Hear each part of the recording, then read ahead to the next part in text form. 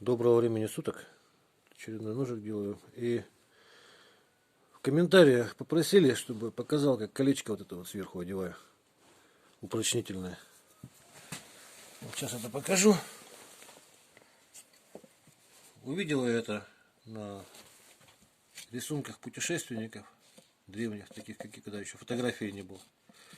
Ну, не понимал сначала, что это, думал, больстер обычный, а потом что-то вот когда узнал, что я на Колыме там что вот без ножен эти ножи всегда видел, а так потом узнал, что с бычьего хвоста делают ножны на него. И вот когда начал заниматься бычьими хвостами, то вот пришло в голову такая идея.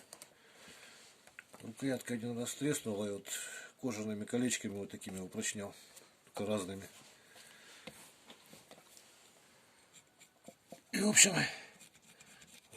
по оконцовке решил одним большим широким кольцом. И вот мне кажется, что вот оно и было это раньше как бы самый такой. Получается, что руку материал не холодит, в отличие от металлического больстера. Летом не нагревается. А главное, чтобы не порезать, аккуратно надо очень этот волос срезать. В общем, примерно так. Потом еще добрее. И вот поэтому теперь меряю. Немножко больше с запасом. И хвост немножко уже как бы подвялился чуток. Отрезаю. Чуть пусть больше запас будет. Лишнее потом отрежется. Добриваем.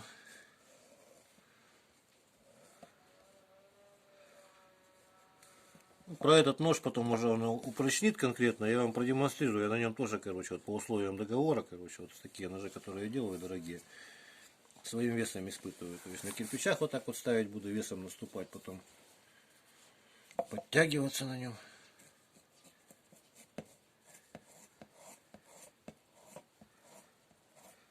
Ну, в общем, сначала нужно подбрить.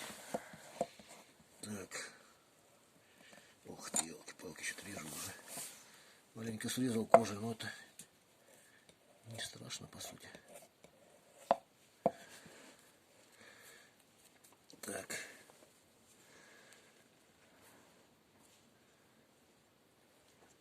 Отсоединяем немножко.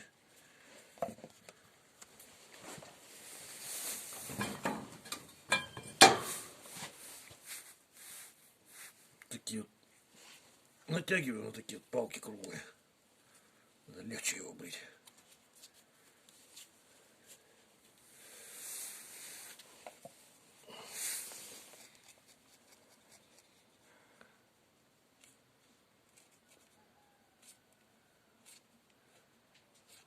Немножко с кожей срезает. Но если чуть-чуть как бы кожи срезали, это не страшно, оно роли не играет. Главное насквозь не прорезать. Так, ну потом что-то это лишнее.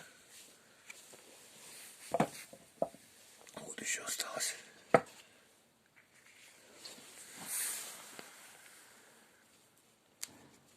Так.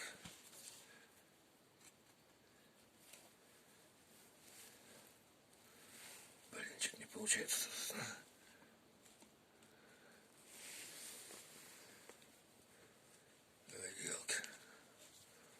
Режет кожу тоже.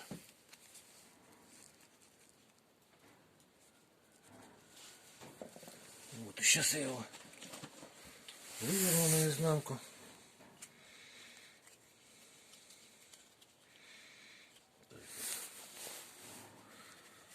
Тут уже вырезал, часть на гриндере проточил ножиком выемку такую. Так, а тут, наверное, сделаем наоборот, с этой стороны.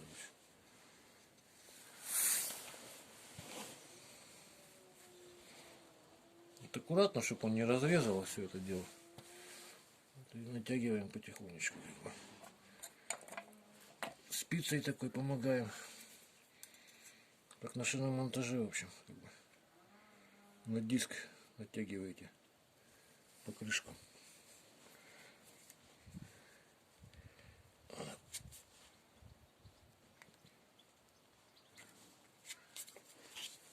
Ну, очень аккуратно надо делать все. Ну, сами видели, как режет, поэтому порезаться тут.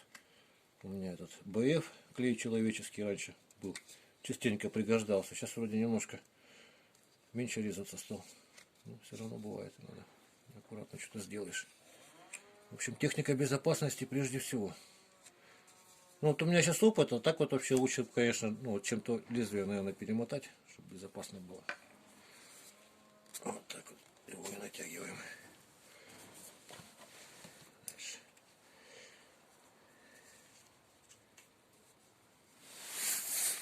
Особенно это место, где вот возле лезвия, надо очень аккуратно.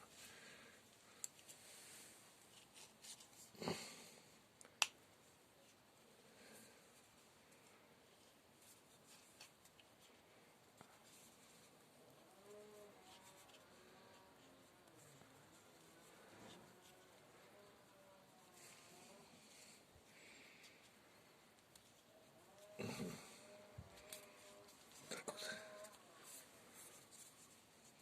Вот. Примерно так. Она еще этот будет сохнуть и будет стягиваться, поэтому немножко запасец сделали.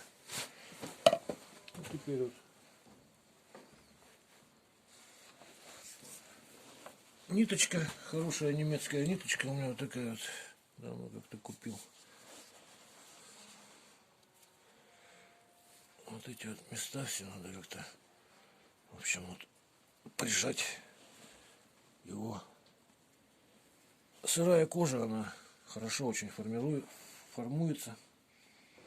То есть можно пока подвяленная, слегка такая, она можно любую форму придать.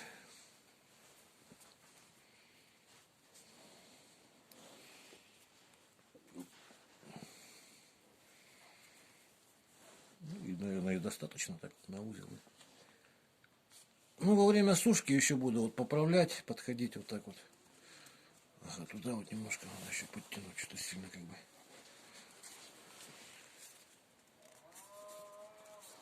Вот это вот дело. Вот. Ну и на узел.